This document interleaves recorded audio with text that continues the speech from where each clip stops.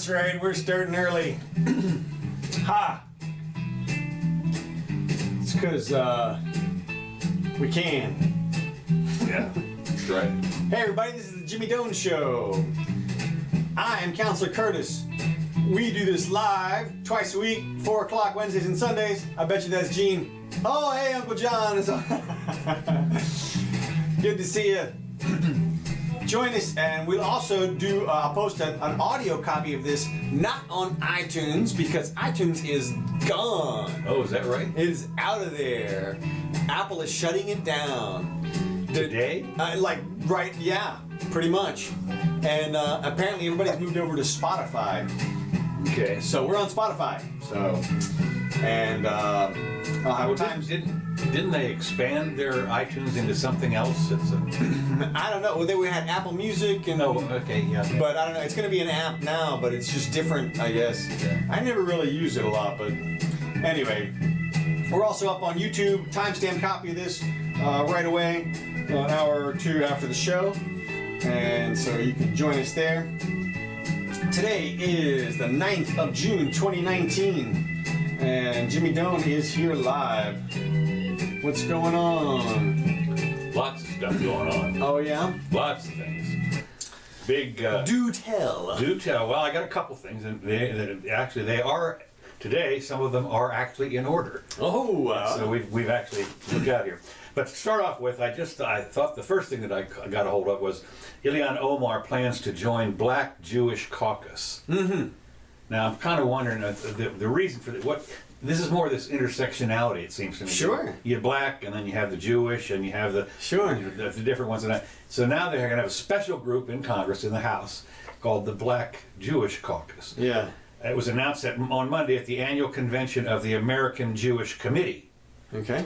The African American and Jewish communities have a history of standing together for the promotion of social justice and civil rights. Mm-hmm. So there are very few segments in America that have invested themselves in these struggles as much as these two communities. The new caucus, which was designed in part to combine resources to fight the shared threat of white nationalism, attracted some criticism on the Jewish left, as well as Women's March leader Linda Sarsour, which is kind of interesting. You know, she's a real rabble-rouser because it turns out that some of these people have had fundraisers with people that are not, approved by this new Black Jewish Caucus, and so they're all, kind of bent out of shape about that. Mm-hmm. But what attracted me on this was the fact that in order to fund a group, it's an exclusionary group, of course. If you're not black or Jewish, by skin color. Yeah, right. Well, maybe I don't know. They probably let whoever you want join, right, or no? I suppose you could, but yeah. You'd be.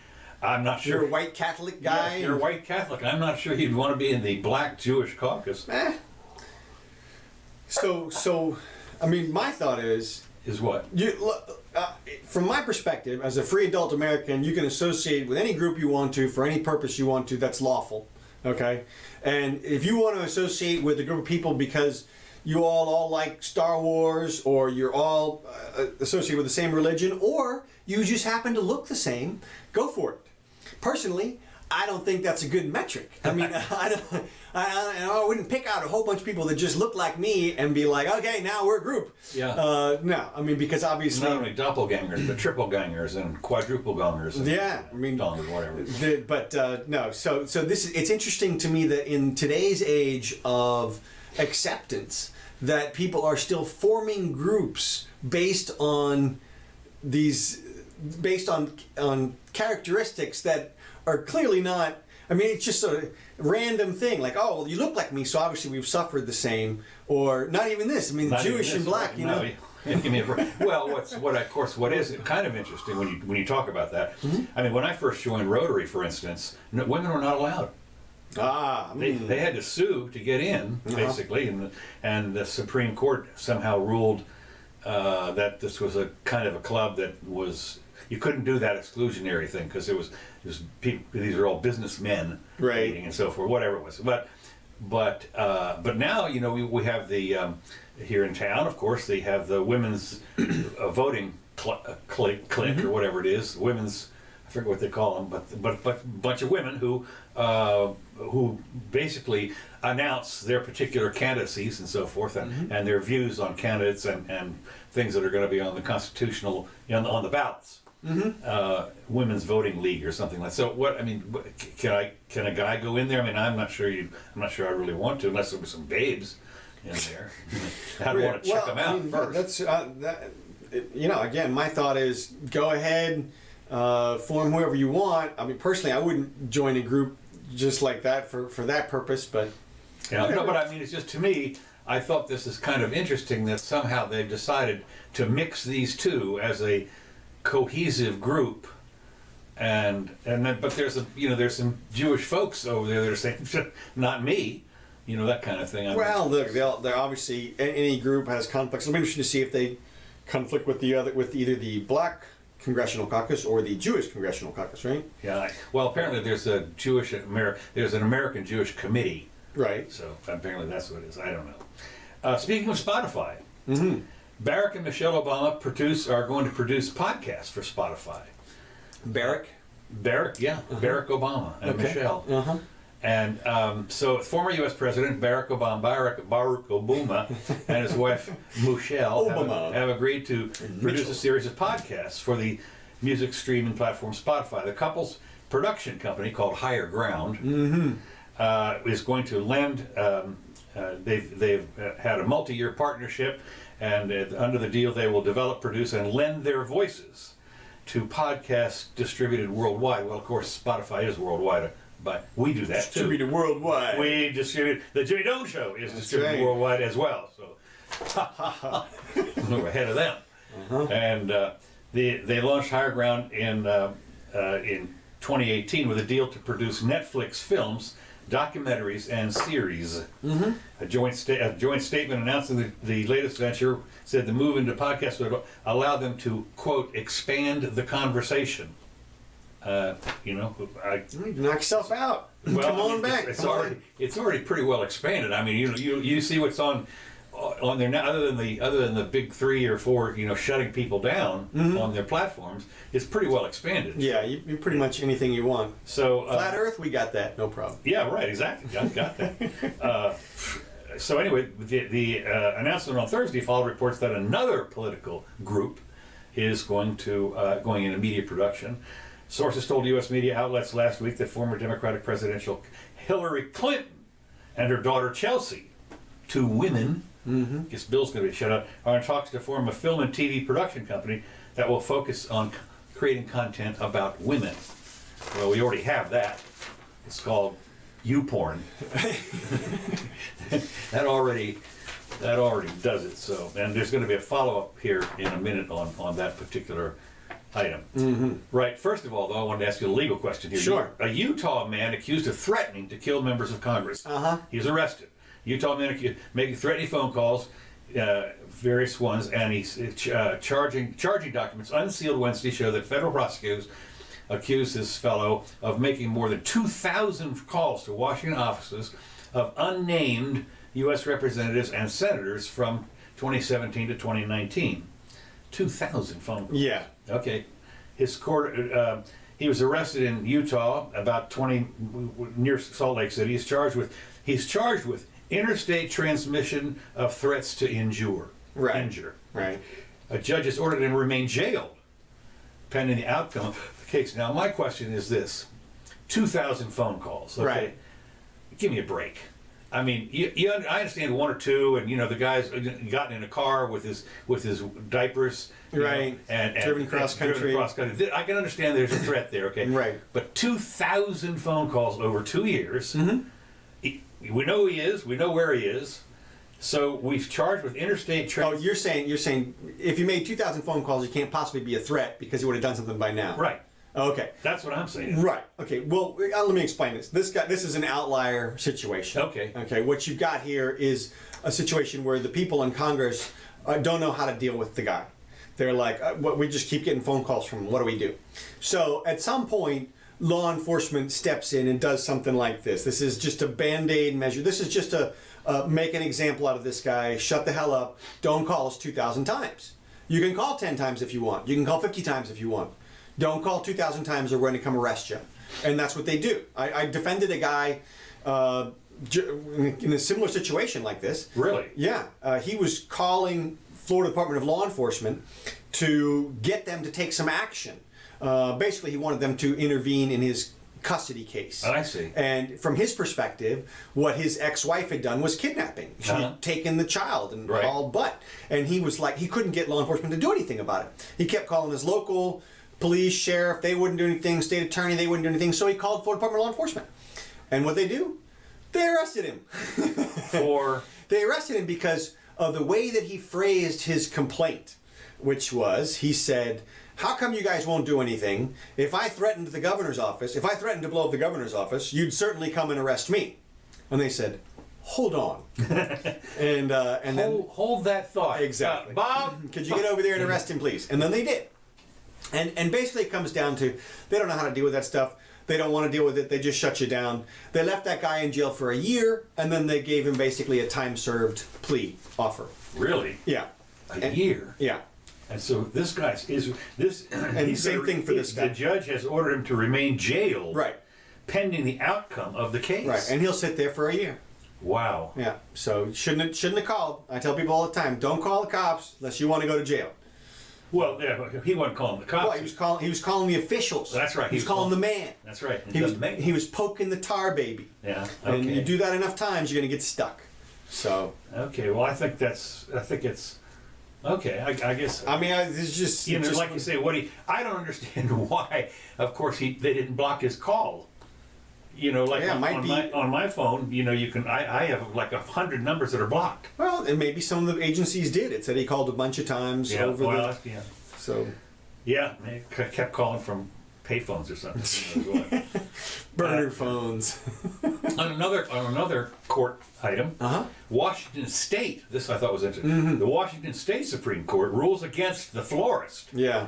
In the same-sex wedding case. Mm-hmm. Now this is a state Supreme Court, 9-zip. Wow.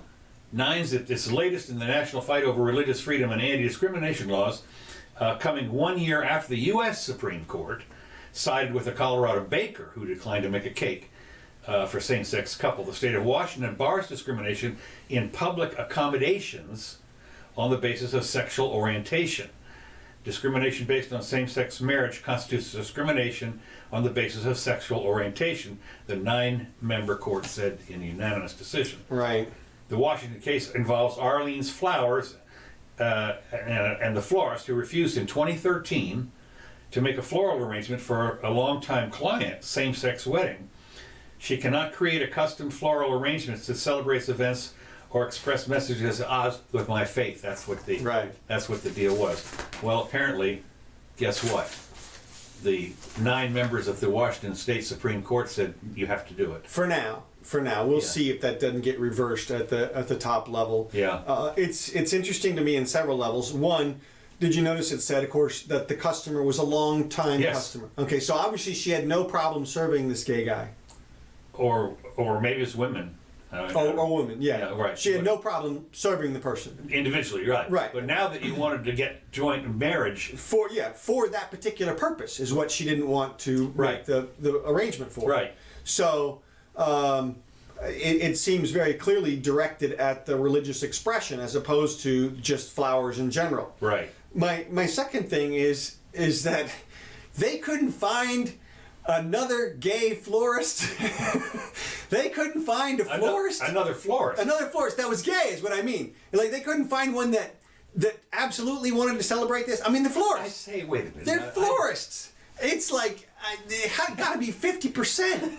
You know, I mean, you can't. And why they would sue and try to force this person to participate? To me, it just makes it seem like another potential political case. Like somebody must have set this up. What kind of friend is that? Long-time client. You know, what kind of friend are you suing me for something like this? Well, exactly. And of course, you know, it seems hard for me to believe that this is a genuine attack from the Well, I'm thinking customer. You could be buddies with somebody. Let's say you owned a gun shop, and you're pals with somebody, been childhood friend, or and the guy walks in there and starts to buy, you know, maybe an assault rifle or something, and you say, "I'm not selling it to you." You know the guy. he tends to be a little iffy or something. So you say, I'm not going to sell it to you. And it seems to me there's a parallel here, in that just because they were friends, long-time client, doesn't mean anything. But once you overstep the bounds, that's something that I won't do for you. I'm not sure about that analogy, but I agree with your conclusion, which is, to me, it's obvious the florist didn't have any problem with this customer. Right. Just this particular assignment Right. she didn't like. Right. And to me, it's interesting that the customer did not simply try to find what should be a very easy find in finding a florist who would Go be next happy. door to Any of them. Yeah. Any of them. And so... this sachet on next door. This seems to be like a reaction to the masterpiece case, masterpiece cake case that we covered. That's So we'll see where it lands, where it pans out. So. Yeah, I guess. Still money, involved. I mean, from my perspective, you live and die with your customers. So if you don't want to serve a particular group, good luck with that business. Well, yeah, that's right. Moving on, in New York City, 46 ice cream trucks seized for allegedly dodging millions in fines. And I thought this was kind of interesting. They serve up summer sweet treats, but the owners of some ice cream trucks allegedly had a scam going, according to New York's authorities. On Wednesday, officials announced the results of Operation Meltdown. I thought that was cute. In which 46 ice cream trucks in the city were targeted and impounded for allegedly taking part in a larger scam that included 90 trucks, dodging a total of $4.5 million in fines since 2009. Okay, How do they 10 years. Well, I'll tell you, I'm getting to that. Mm-hmm. Each of the 46 trucks were confiscated Wednesday that owe at least $10,000 over 10 years, in parking fines or traffic tickets. Well, one of the ways I guess they do is because I'm guessing these trucks are not the Good Humor Man where they dingle down the street. Okay. They're the trucks that sell the big 10 gallon, 5 gallons, and deliver them to the store. Deliver them to the stores. And the way you do it is you run into the store, you park in a no parking zone or whatever it is, and you get a ticket. And and they screw it. But how do you renew your tag? Well, here's what you do. You dissolve that company. You go bankrupt or whatever you call it. You just say, well, we sold our company to Billy's ice cream to Williams ice cream. That's right. And it's a whole new company. That's right. We bought all the trucks. Bought all the trucks and everything. That's right. And so apparently that's the way they've been skirting it. Wow. Is that they just close down the company. That's pretty clever.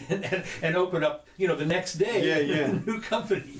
And so they got away with it for 10 years. Jesus. Okay. So finally, I guess what's interesting is when you think about it, this is a peanutty little amount of money when you come right down to it. Right. I mean, it's $1,000 a year per truck. Okay. Okay. And this is over 10 years they got away with it. It's just funny to me. And in the overall budget of New York City, which has got to be $1 billion or something. Right. I'm just sitting there thinking.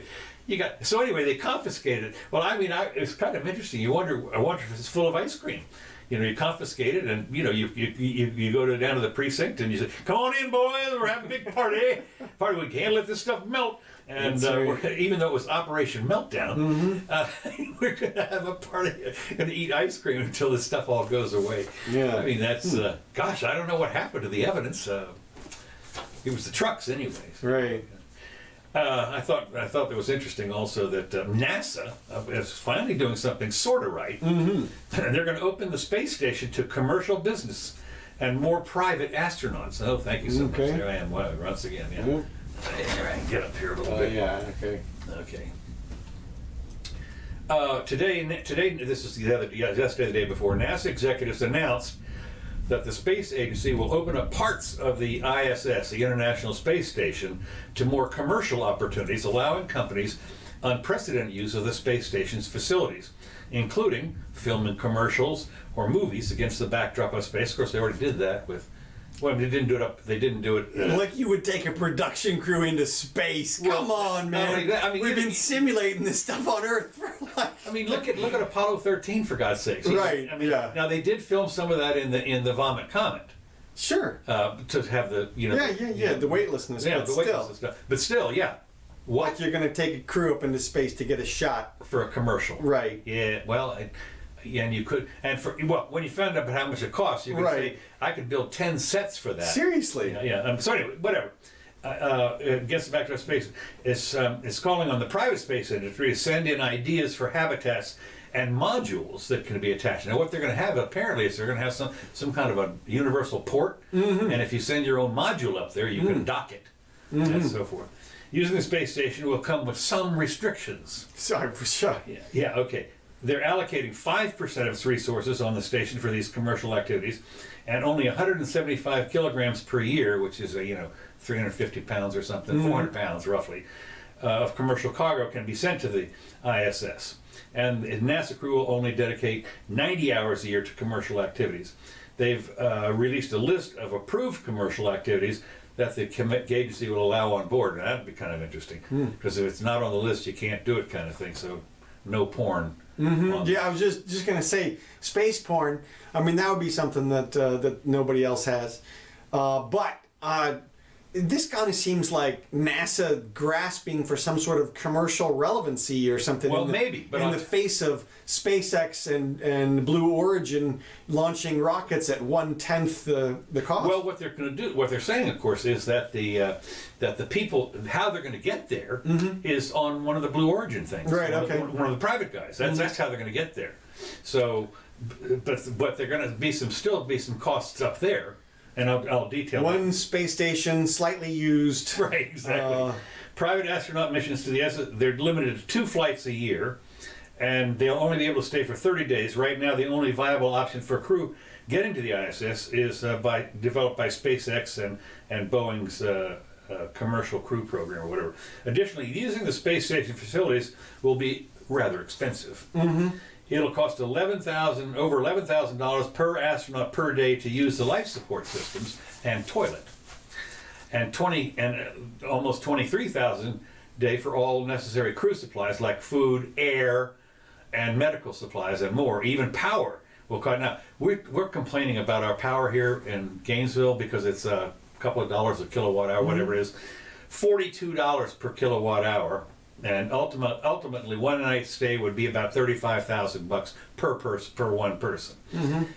Some companies might want to do even bigger and send their own module to the space station. If they do, NASA has made sure that they will have an available docking port. Now, the reason this caught my eye is because we had the internet, the actual internet, a long time, and it was basically very lightly used between universities and so forth. Until it was opened up to commercial in '94. Basically, they said, okay, well, now it's, well, guess what happened? I mean, untold billions have been made in the last, 94, in the last 25 years. Yeah. And so once you have opened this up to something like this, and you allow people with an actual imagination to come up with some idea, you can bet that there are going to be people that are going to say, as far as I'm concerned, it's worth, $1 million to send something up there, whatever it might be, I don't know. Yeah, and I think that they will. I don't know how much usefulness, No, you don't know, and I don't know. Right. But nobody saw stuff on the internet. I remember some of the early things. Some of the early things, for instance, how people made money. I'll never forget this one guy. There's a lot of stuff you can do it one at a time. The guy, what he did is he bought up on his website. He had I think 1 million pixels. And you could rent a pixel or buy a pixel for like $4 or something. Yeah. Well, there's 1 million of them. And so what was happening was that, Coca-Cola or somebody would buy up 50 of them and put their logo up there or whatever. But I mean, and it was sold out like in a year. Guy made $1 million. Right. So well, that was a totally novel. I know, totally. That's what I'm saying. Who would have thunk it? One guy. Right. But I mean, and a lot of the stuff now, and I don't know how many people, but when you see how stuff is being monetized, what goes viral on the internet these days and has 10 million views, it's stuff like you wouldn't believe it. I mean, what the hell's it talking? So anyway, my point being that there may be unforeseen uses. I'll guarantee you there are unforeseen uses. Yeah, no question in my mind. So that's what I'm thinking is that this is good news, and it is kind of interesting because now that the commercial people are getting into it, you're seeing now already there's people complaining because they sent up the CubeSats. And then who's the guy that launched 90 satellites at the one time? They're trying to do the new ground, GPS people are going to scatter those all over the place. the astronomers are complaining bitterly because now when they point their telescopes up there, they're getting reflected light off of the jillions of satellites that are up there, even the little tiny ones. It's it's outer space. Okay, and I didn't realize this. This is something you know about. It's trouble in Yollywood. Yeah, Yollywood. Yollywood. I think that's hysterical. It's great. What a name, Yollywood. Yollywood. It's in Georgia. And what happened is the state is rattled by the new abortion law. Yeah. Georgia's entertainment industry didn't see it coming. The ban wasn't expected to clear the legislature. It barely did. Even Brian Kemp, the Republican governor, said, well, I guess I'll have to sign. He put together another one. And so anyway, suddenly now that this law is in effect, the heartbeat law, whatever it is, 6 weeks, now Netflix, Disney, Warner Media, AMC Networks, NBC, Universal, and CBS and Showtime subsidiaries have all threatened to pull their business from Georgia, which bills itself as Yollywood. And fear is ripping through the state's film production industry, now bigger than California's. I did not know that. You told me that. I knew it was large. I didn't know it was that. Says, 10 billion. Bigger than California's, according to Film LA, whatever that is. Yeah, I bet you that it's probably more square footage than. Okay, well, last year a record 455 film and television productions generated an estimated economic impact of $9.5 billion. So maybe it's the number of film thingies, 455. Maybe, yeah. Yeah. So, and like you say, the square footage, maybe, who knows? Yeah. The film and TV industry is responsible for more than 92,000 jobs and nearly $4.5 billion in total wages, including indirect jobs and so forth, according to the MPAA. So, but I think that it's interesting. I don't think they're going to pull out myself. I mean, I think I don't think that abortion thing is going to bother them. I'm with you. This to me sounds like the threat to move to Canada prior to the election. Right. Because there's too much invested, and the momentum in Georgia is incredible. Yeah. As I told you, I went to a studio that had an entire hospital built inside a warehouse complete with working elevators. Am I still in space? Oh, sorry. Yeah. I'm talking to you from the moon. Excuse me. They had, and then I went to another studio that was 20 times that size, and there was another one they were building next to that was as big as the 20 times size one. And I've heard of other ones, Tyler Perry's studio and Clint Eastwood's. And so there's a lot of potential. And $10 billion, you're not just going to shut down $10 billion based on calling a bunch of your friends up and saying, hey, let's boycott. Yeah. $10 billion. Yeah. And the discount rate from Georgia to Hollywood is like 30% off your taxes. Yeah. Who's going to throw that money away? You're not going to throw away 30% on the. No. I mean, just no. It's like making an extra 10% on your entire film. Yeah. And at $1 billion, that's $100 million. Right. So I don't see how they're going to shut down. And then the other thing is that the pressure that they're putting on, who are they putting pressure on? Yeah. The other liberals in Yollywood. Yeah. The liberals in Georgia. They're putting pressure on the film industry, whose people are with them. Why would you do that? That's not going to help you. What you'd want to do is empower them, put more of them in there, and have them vote somebody else in office and reverse the ruling. You don't back off. So we'll see how it goes. So. Yeah, we will. It'll be. I hope it either survives or they push it down here. Yeah, well, that would be. That's why our new governor should. That's it. Take up the mantle. That's right. And just all the. What is it? A 4-hour drive? Yeah. So. Come on down. Well, don't come to Gainesville. Why not? Maybe. Well, they'd go to Orlando, but they've already tried it. And there's too much. The weather here. Look, it's raining right now. Yeah. You can't get around that. I guess sound studios you can get around it somewhat, but I'm not sure. Yeah. Sound studios, because I say it's beastly hot down here for the next 3 months. Yeah. I mean, beastly. Well, Georgia's no picnic. No, I know. It's got weather. So. Got weather up there and got climate change and everything. Okay. Okay, now moving on to the forthcoming election thing. The Democratic candidates swarm Iowa for the biggest face-off to date. As campaigning accelerates, this is amazing to me. It's a year and a half before the election, okay, and they're 19 of the 23 Democrats actively running to challenge the president in the biggest assembly of 2020 to date. The marquee event is the Iowa Democratic Party of Fame dinner on Sunday today, where they'll be making 5-minute pitches to influential local party officials. Miss Joe Biden won't be there, and he's going to campaign on Tuesday, I guess. The dinner will let each candidate showcase the support and infrastructure they've built in Iowa, where caucuses in February next year launched the months-long 50-state series of contests leading to the party's nomination. Since the beginning of the year, hopefuls have collectively visited Iowa 200 times. The next big milestone will be South Carolina, which is like next weekend. 2 weeks. In 2 weeks, and when 20 candidates, including Biden, will appear, and in Miami the week after that, 26th and 27th. And then we got the debates on the 26th or something? Yeah, the debates are right. That I thought it was the 23rd. Okay. So I don't know, whatever. Yeah. So it's anyway. They're running like crazy. I mean, these guys. I guess it's kind of a boon for the hotel industry because they're all their staff. Yeah. Yeah. Exactly. Next item I have here, just a little thoughts on that. Just a whole bunch of people in. Hmm?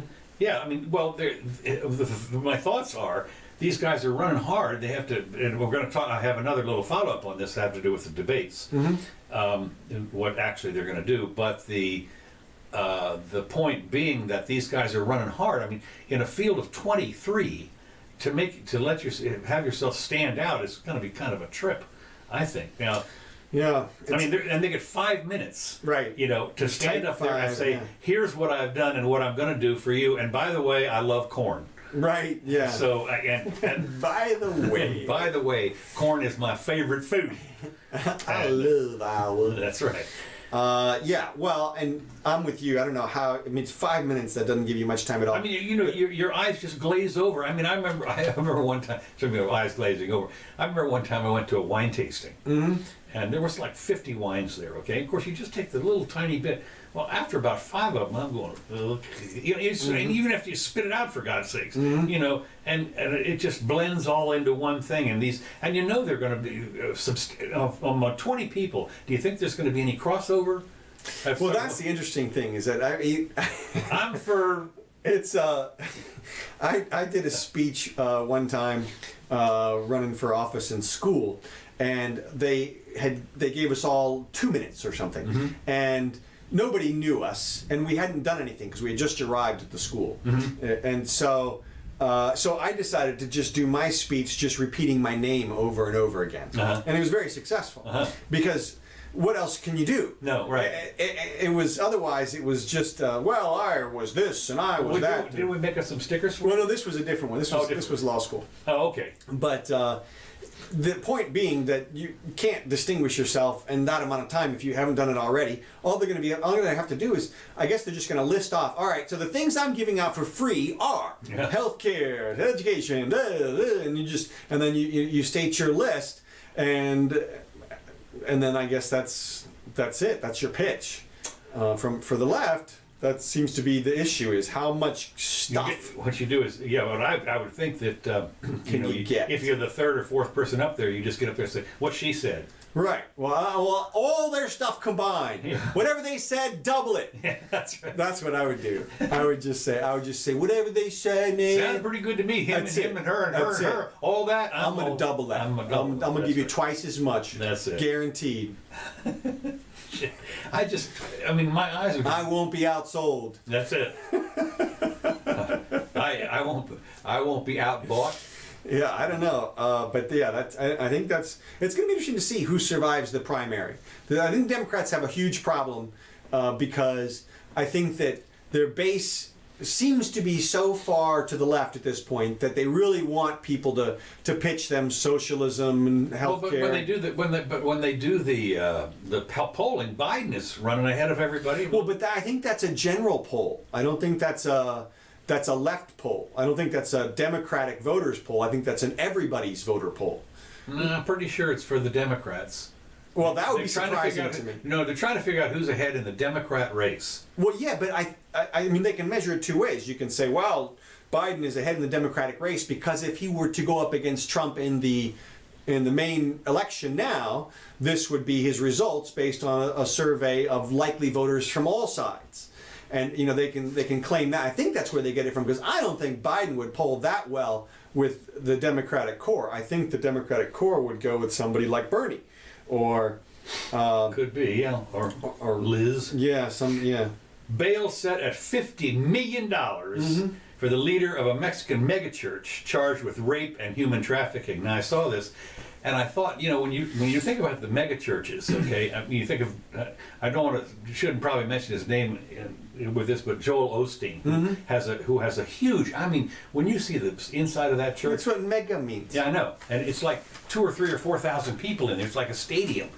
And so anyway, this guy apparently has been doing the mega church business in Mexico, and California's top prosecutor is urging victims of child abuse to come and testify against this guy. But $50 million is the bond. How can that not be excessive, babe? Yeah, right. I mean, if you $50 million. Right. I mean, why don't you just remand? If you're gonna do $50 million, Right. you remand. I Right. mean, unless the guy's worth over $50 million. well, that's the interesting thing about it. I mean, presumably he is, and it's like they want him to come up with the $5 million so they can keep it, Ah, yes. or something, or Yeah. the $50 million. Well, no, yeah, because no bond guy is going to pony up with that. With the 50? Yeah, right, exactly. No, I'm not going to guarantee the 50. Right, that's what I'm saying. For $5 million? Right. No, I don't think so. Well, not unless you sign over the Gulf Stream to him and those kinds of Well, things. and wear 4 ankle bracelets and everything. Yeah, you stay in this cage. We'll find you out. You got to wear this GPS thingy. And then we have Swallow a it secret, now. Yeah, exactly. Yeah, seriously. No, I tell you, that'd be.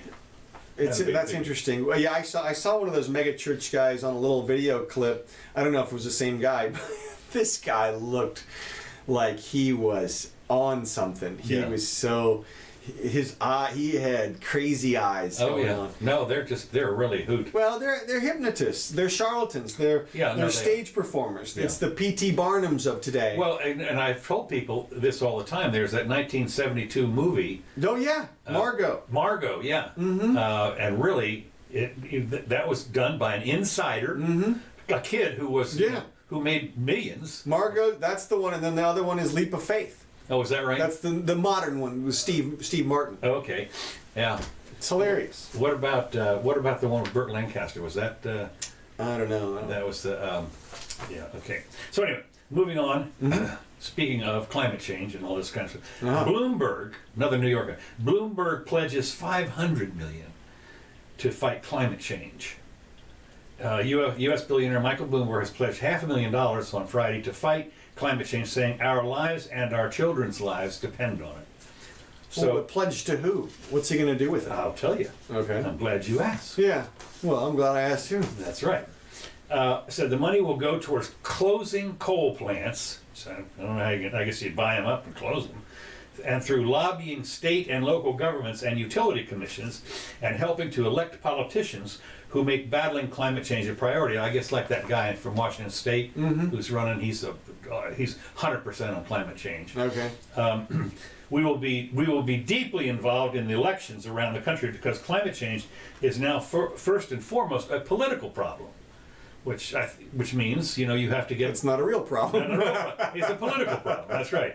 At least for the foreseeable future, winning the battle against climate change will depend less on scientific advancement and more on political activism. So they're not going to talk about how you're going to do it. You're just going to have the people that are going to say, "We're going to do it." Right. We will defeat at the We have voting to have a conversation. Yeah. I think it's important to start the conversation. $500 million. Okay. Well, like you said, what's he going to do? Buy a coal plant and shut it down? Yeah, I guess, and And then what? You just Well, going I'll to tell leave you. it fallow? Just let it sit there? I guess I wish if he's gonna spend that kind of money, I wish he'd come down here and buy our biomass plant. Yeah, we got something for We you. got something to say. Yeah, you can and fire it up. We don't Hell care. yeah. We will defeat at the voting booth those who try to block action. Our message to elected officials will be simple: face reality on climate change or face the music on election day. And That's it. Fusion. yeah, well, of course, Nuclear. well, yeah, we're seeing that. So, however, unfortunately, the DNC, the Democratic National Committee, swiftly kills the idea of a climate change debate. Okay. So they're going to have the debates, Right. sponsored by the DNC. They've got all their rules, but no climate change. What, you can't mention that? Can't, no. What? There will be as many as 12 Democratic presidential debates over the next year, but none of them will be devoted to climate change, for now at least. Right. And of course, Well, they just mean it's not going to specifically be devoted to that issue. right. Well, they're going. What they have done in the past It's 'cause it would is be a they've had a debacle. topic basically. Right. They talk about the economy, Right. or foreign relations, or whatever it is. But climate change, no. And of course, Inslee, who's the guy from Washington State, he got a call and said no. And Biden. Here's what they did. But Wednesday evening, Inslee announced that his campaign received a call from the DNC letting us know that they will not host a climate debate.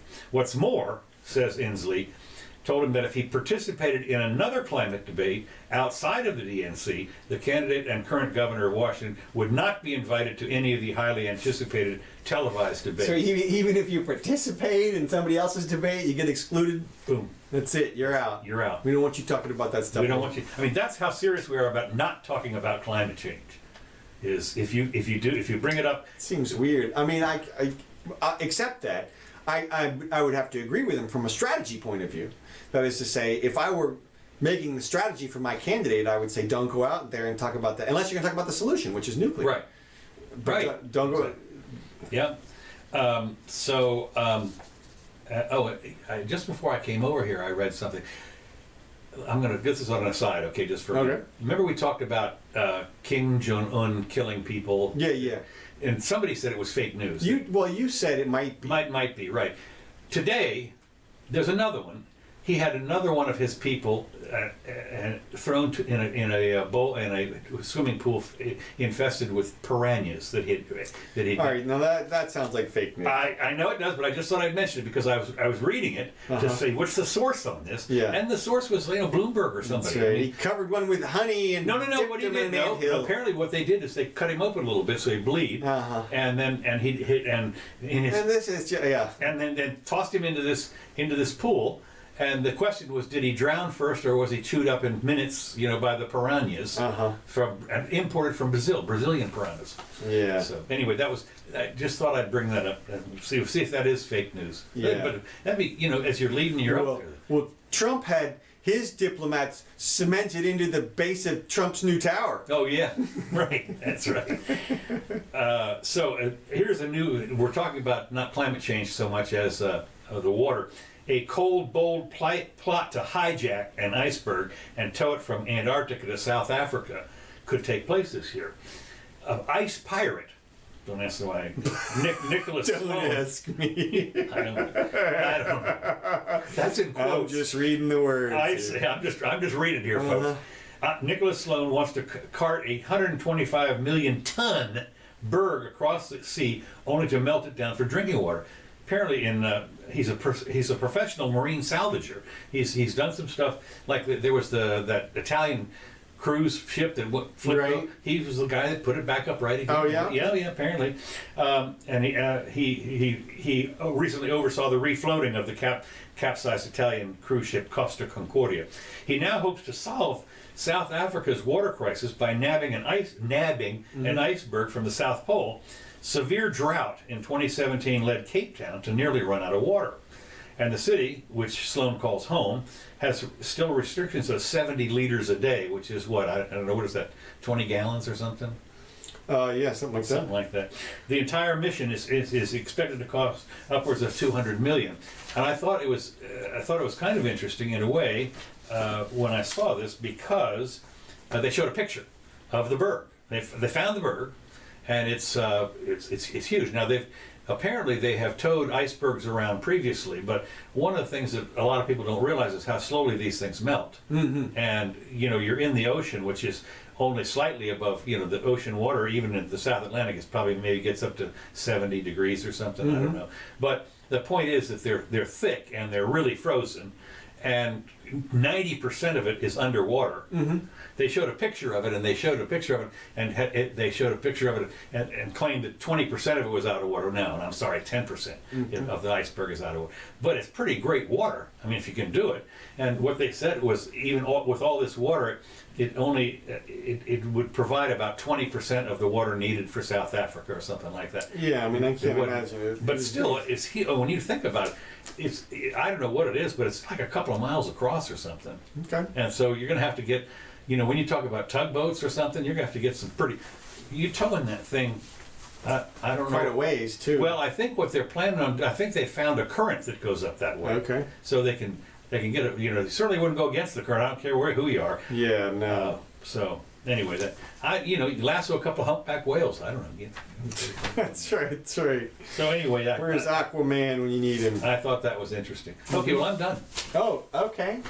Well, let's see. I may have a thing or two. I think I do. Let's see. Okay, you mentioned, let's see, you mentioned Trump. And so we have to talk about Trump's little win this week. Oh, with the Mexicans, yes. That's right. So interesting that this seems to prove what we were hoping for, which is that Trump was just using the tariff as a strategy. That he doesn't actually like tariffs or think that they're good, because otherwise he would have gone through with it anyway. So he was obviously using it to put pressure on Mexico and got what he wanted. They have apparently relocated, at least a couple of hundred federales or whatever down to the Guatemalan border. They did something, and so he withdrew his threat. Now, I thought it was interesting, though, that the New York Times pitched this as a self-generated crisis. From their perspective, Trump didn't need to do anything, and the whole thing would have worked out exactly the same way anyway. Really? Yeah. And I'm not sure about that. I don't know either. Anyway, I realize that they say that coincidence is not causation or something, but right. But correlation is not causation. Right. And so, but it does seem. There was some causation. I'm going to say. It's interesting, but the Times also had a new article out this week. Okay. I think it's today, actually, attacking the alt-right and YouTube, basically. Really? Okay. Yeah, it's this giant article, and it's got a whole bunch of pictures of everybody, all the intellectual dark web people, Shapiro and Steven Crowder, everybody that's on the interweb that's been influential. Molyneux, it's like 40 people. They've even got Milton Friedman in the picture. Oh, sorry, I did see that collage. The collage, where I saw it was on Molyneux's. Right. He was the one that talked about it today. Right. Molyneux debunked it pretty well. Yeah. But I just had to bring it up too, because to me it was so interesting that they would publish something like this, where the whole entire article is about one guy. It's about one young, like 26-year-old guy who, according to the article, falls into this horrible cult of YouTube by watching thousands of videos over and over again. Okay? Oh, that's right. He'd watched over 2 years. He'd watched 4 years, 12,000 videos, which is 10 videos a day. Okay, right. So I don't know what the guy obviously doesn't have a job or anything. He doesn't have a life. No, and so he sits around but what's so he'd been converted from conservative to liberal, or brainwashed or whatever. Yeah, brainwashed by the whole thing. But what's interesting is that this is news to them. This is one guy. One guy. Now, the way they wrote the article, they made it sound like it was everywhere. In fact, the author even wrote, "I have listened to countless stories like this young man's." Okay, so from his perspective, there are infinity of these stories. Countless. That's infinity. And this young guy who was from the story account was young, healthy, virile, intelligent, educated, and then he just straight. It was like heroin. YouTube was like heroin to this guy. Right. Okay? Well, you can see what it would be. Well, yeah, but the point, the entire point of the story seems to be, if you get your news from YouTube, you're a fascist. You're a racist, misogynist, fascist pig, basically. Yeah. And so, because the New York Times is obviously the standard bearer, And, all but the it's, news is fit to print. all it is, but it's all the so news is interesting that fit to watch. they base the whole story off one guy. Yeah. The whole thing is an anecdote. Yeah. And this is supposed to be news? Yeah. As if, I mean, I gotta believe that journalists of old, 50 years ago, worked for the New York Times, have just got to be banging their hand. What the hell are you doing over there? You know? And the characterizations all throughout the story are just obviously anti-right. Everything that they say in there, there's not even an attempt to try to disguise it as even or balanced or anything. It's just evil. It's just. Well, it reminds me a little bit when you talk about the author of this piece having, you know, whatever Kevin Roos. Yeah, well, what it reminded me of years and years ago of the Doane in New York City who couldn't understand how Bush got elected. I don't know anybody in my circle who voted for him. Right. Well, yeah. There you go. There you go. that's your circle. Yeah, it was just interesting how YouTube. I mean, how the New York Times painted YouTube as just absolutely a heroin cult. And Well, they're afraid of it. It's like they're afraid that it's sucking them dry. You know, this looks like the death throes of a formerly powerful company. But go ahead. Well, it is kind of interesting. Did the article mention how Crowder had been demonetized? Yeah, on that one. I don't know if this article did, but it's been all over the web about how it was just a couple of videos that he got demonetized for. Oh, really? Yeah, it wasn't like all of his stuff or anything. Oh, I didn't know that. I thought okay. Yeah. Okay. Well, so, I mean, he's doing fine. He's fine. He's a little spat with some guy or whatever, but yeah. Big deal. Amazon delivery drones are on the way. This year? Did you see the copter? Yeah. It looked like a 6-foot hexacopter. Yeah. I mean, it looked like if it came out of the sky onto somebody, that it could do some damage. But it's interesting to me that the FAA gave them approval. Really? Yeah. Which we had previously reported, and we thought that FAA didn't have jurisdictions over drones.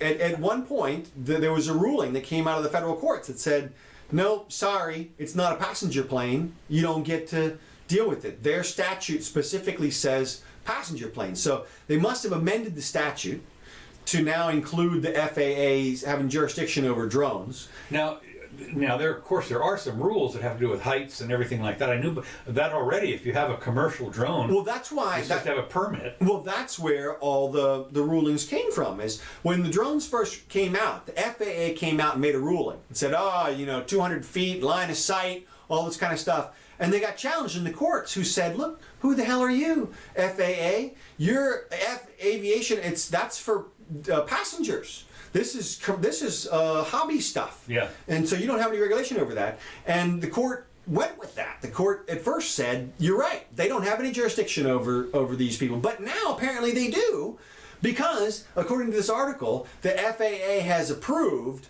a grand total of 2 companies to do drone flying. And they are? Amazon and Alphabet. So there's your monopoly. Yeah. Right, exactly. So if you're there's your regulation at work, and this is, you're presumed guilty, you're presumed harmful, you're presumed dangerous if you want to put a drone delivery service out there. Never mind the fact that a drone just delivered the first liver for a liver transplant. Really? Yeah, like yesterday or something. Really? Yeah. From where to where? I didn't read the article, but that was one of the first things we talked about before was in Africa to deliver medical supplies when you couldn't get there. Right. But so now a liver, man, that's amazing. Yeah, and it's just going to get better and better. Yeah. Except now, everybody has to wait for approval. Everybody has to beg for approval from some central authority, and they apparently, they've got some incentive to keep the monopolies on out. You would think though that UPS and DHL would want to be in there. You would absolutely think. I bet you they have lawsuits in the works right now. I bet you their lawyers are right now in the back writing something that says we want in on this. Yeah. But the fact that they have to hire lawyers to get in on it, that's what I'm trying to point out here, is that I'll bet you that the barriers to entry on a drone delivery business is probably millions of dollars. You think so? Yeah. I wonder about that. Of course, what'll be interesting to find out as these things become more ubiquitous. I can see the Domino's Pizza here. That's what I'm saying. Well, I mean, for them, I mean, you know, not to hire a driver, Right. and to basically deliver your pizza and drop it on your back porch. Dude, you pay by load credit up card. the drone, you hit the button, and it goes. And it goes. And not only that, but it only goes to one location. So Right. it's not doing a circuit. So No. you get delivery a lot faster. Right. And you just make a little beehive so that they just come in and out and that kind of thing. But, again, get in line for your license, your approval. You are deemed dangerous if you even think of that. You're not a free American. You can't just go out there and start serving people. You got to get permission from a bunch of people. I don't even know who you got to get permission from, but I guarantee you it's a bunch of people. And I guarantee you, since you don't know, you're hiring a lawyer to do that, which means it's thousands or tens of thousands of dollars just to find out the process. And then to complete the process, my guess is it's hundreds of thousands at this point, because Well, you know, otherwise there'd be more people doing it right now. Yeah, maybe. I guess so, because there's a certain amount of liability involved. You know, if the thing crashes or whatever. Well, But the other thing is, It's probably further regulations that require them to have some kind of Liability. Exactly. Right. Some kind of insurance. That may be what's preventing them. But either way, it's not because they can't do it. Right. It's not just because we don't feel like delivering by drone. I guarantee you there's government agencies that are standing in the way of our pizza right now. well, not only that, I would guess that all the local agencies want their piece of the action. You know, if you want to do it, you're going to have to go down here and get a drone permit from the city or the county. Sure, why not? Or the state or whatever. Right. You know, and then you know, like on the gas tanks. Right. You know, in the gas filling stations, approved by the Secretary of Agriculture or whatever. That's right. Where's your Safe, sticker? This is safe for use here. That's right. Yeah, it's just, so we'll see. So interesting. A Texas teacher was fired for tweeting to the president to come get the illegals out of her school. I saw that. Yes. Yeah. Like, this is supposed to be hate speech? Was that what they claimed? That's what this is all about. It's just all about hate. Hokey smoke. She tweeted, okay, the president of the United States, come get the illegals. And how did She didn't say come get the brown people out of, she didn't say, no, come get the illegal people out of the school. And of course, How is according to that- that, she'd already appealed to apparently some authorities in the area. Yeah, I get, yeah. Well, she's a gadfly from their perspective. Right. She's a rabble rouser. She won't just go along and teach the illegals. I mean, she is. She's doing it. But she, Not anymore. well, yeah, not anymore. She was. But obviously she had an issue with that. But it's just remarkable that someone calling for law enforcement, okay, and then from the president, okay, and then How'd they find out about it? Not that it really. well, it was a tweet, so somebody reported her. I'm Oh, sure. yeah, I guess. And then of course it's a tweet. Like, it's not like a letter or this is not an official request form or anything like that. Not on the school letterhead. Right, right. It doesn't. She didn't contact the local state attorney or anything. It's a tweet to the president, and they fired her. It's amazing. But I didn't think you could fire teachers like that. well, I mean, she must not have a very strong union down there. or they're against her. Yeah. You know, they don't like her at this point. Yeah. She's on the outs.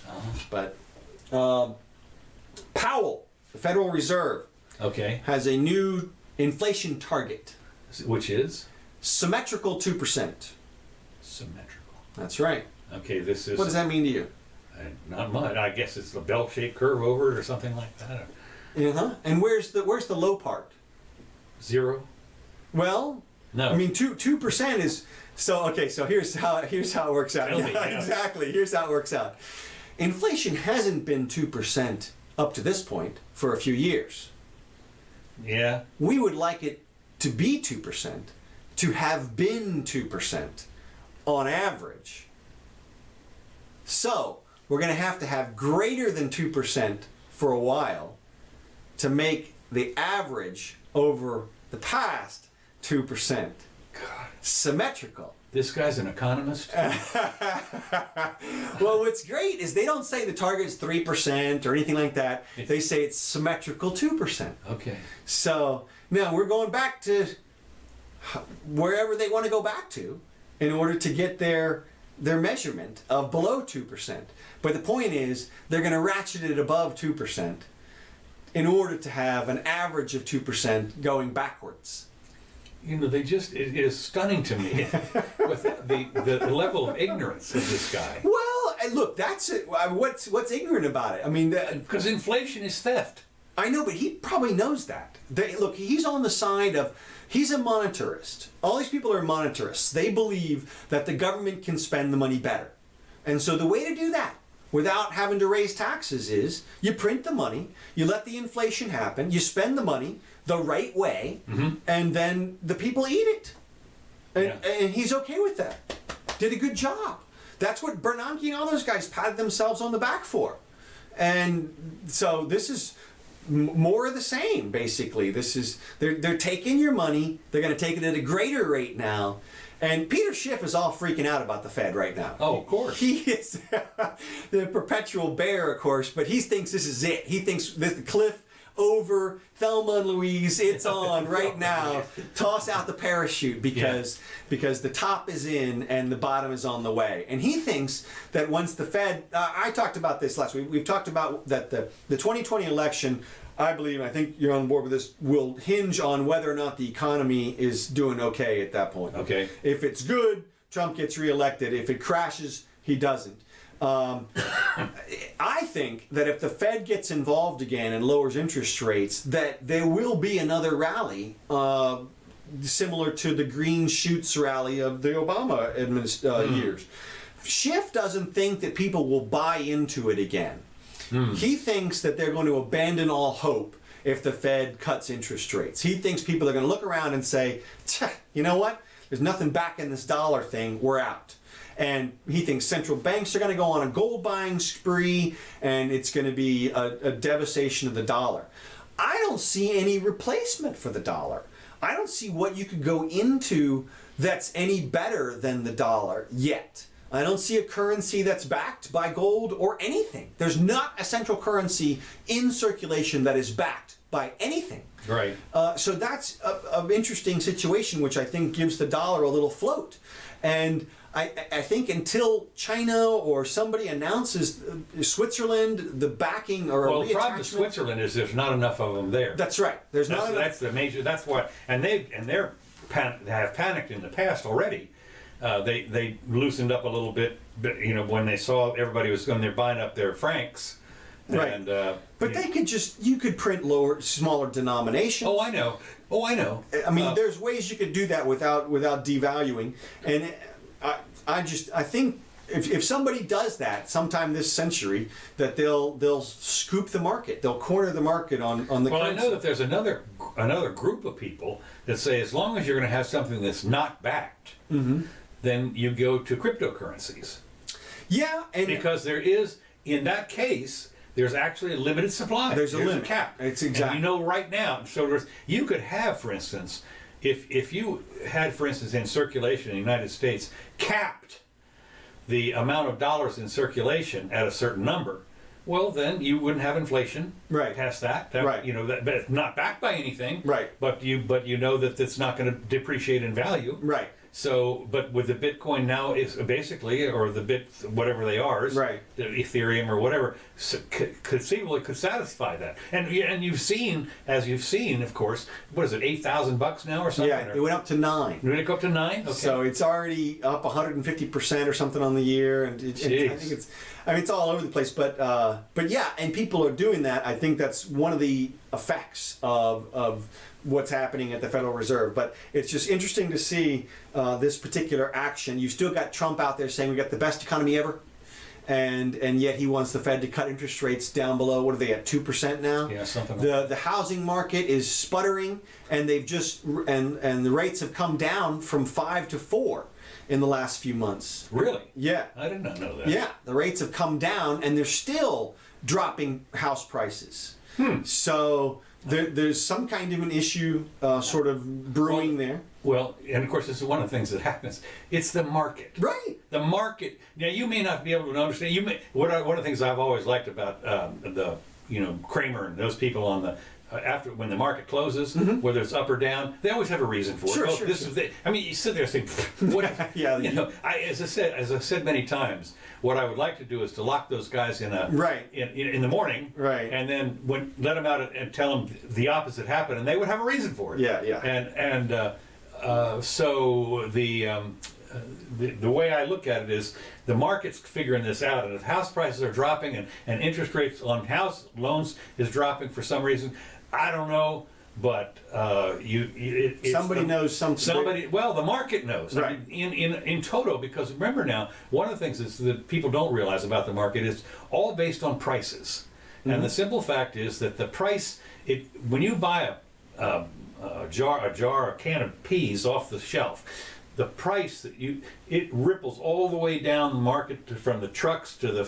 pea farmer to the everything that's involved is all those prices are packed into this thing here, and that's all the information you know is how much is it, Right. and yet that information goes throughout the entire economy price. And it includes all the actors, Right. every actor. All the actors, that's And- right. and so that- all the it's an regulations and incredible everything. metric. Even the government, sad to say, is part of the market, but they are unfortunately the ones with the guns. Yeah. And so they're not the voluntary part of the market. They're the coercive part. Yeah. So we'll see. Well, we're in interesting economic times, I think, to say the least. So we'll see. The Federal Open Market Committee has their next hearing in June here. Okay. So we'll see if Usually they're, on a Wednesday sometime. if they're actually going to cut rates this Boy, time. I'll tell you, that would be. I mean, you know. Like I said, Schiff thinks that's going to signal to people, get out. I don't know. If they're, because at the end of the day, it all comes down to what people believe is happening. If enough people believe that the market's going to get saved, then they won't bail, and then it will. It's Yeah, a self-fulfilling thing in some They way. used to have something I remember in the 90s they had something called the Greenspan put. Right. And you know he's not going to let it go. You know. That's right. No matter what. And that's what seems to be happening as far as Schiff's concerned. That's why the market rallied this week. You know, we're up 800 points or oh something. right, yeah, because they're thinking Right. that They're going to cut. They're going to cut rates. Yep. And the people are expecting another bailout, another QE, another twist, something. Yeah. So twist. yeah, the twist. What are they going to call it this time? Well, the twist was the 30 to the 10 year. Oh, I know. You know, and of course the 10 has flashed the death cross or whatever. Has it? Yeah, with the 10-year note crossed paths with the 30-day note. Really? Yeah. Oh, so it's the inversion thing? Yeah. Okay. Wow. But I mean, it's right at the. Yeah, at the intersection. Yeah. Interesting. All right, I guess that's it for Okay. now. So. Good deal. Yep. So. Thank you, everybody, for joining us. We really appreciate it. John, Gene, Bill, Kelly, other John, Anthony, Bobble. Hope you guys had a good time. We did. These tracks brought to you by Kevin MacLeod. He's in charge of all of our music, and we like that. He does a great job. So. He lets us use it for free. Yeah. So we will be back on Wednesday at 4 o'clock. Join us if you can. And But now this isn't about. You tell your friends that missed it that they can get it on. They get the audio version on Spotify. Yep. In an hour or two or whatever, and then. SoundCloud, Libsyn, Luminary, all those are audio places. And then for video, we're on Twitter, YouTube, Facebook.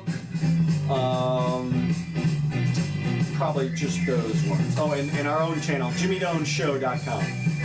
So, right. All right, I am Counselor Curtis. This is the Jimmy Doane Show. Thanks so much.